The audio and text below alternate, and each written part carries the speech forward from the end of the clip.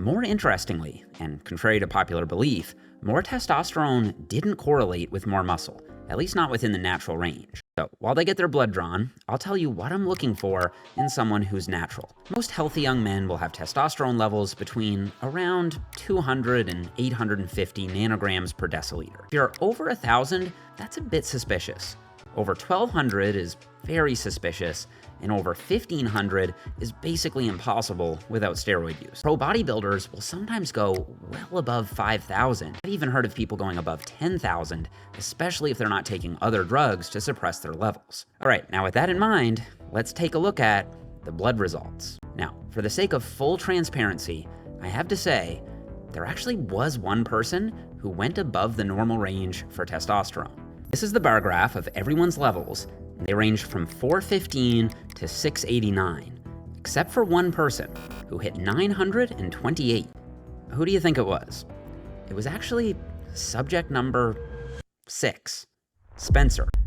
Everyone else was in the 400s to 600s, but Spencer's levels were substantially higher than everyone else's.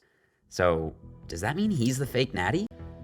Well, to check and see, I went ahead and got his luteinizing hormone and follicle-stimulating hormone levels measured as well, since those hormones tend to drop very low with steroid use. So if Spencer has high testosterone combined with low LH and low FSH, that would make me do a double take. And as it turns out, his LH and FSH levels were totally normal, right in the middle of the reference range. In fact, the LH and FSH levels were all normal for everyone. To be clear, I definitely do think Spencer is natty. 928 testosterone level is a bit high, but it's nothing really out of the ordinary for an active young male in their late teens. But more interestingly, and contrary to popular belief, more testosterone didn't correlate with more muscle, at least not within the natural range. Research actually supports this. Studies show that as long as you're within the normal, healthy range, testosterone doesn't do nearly as much for muscle growth as people seem to think.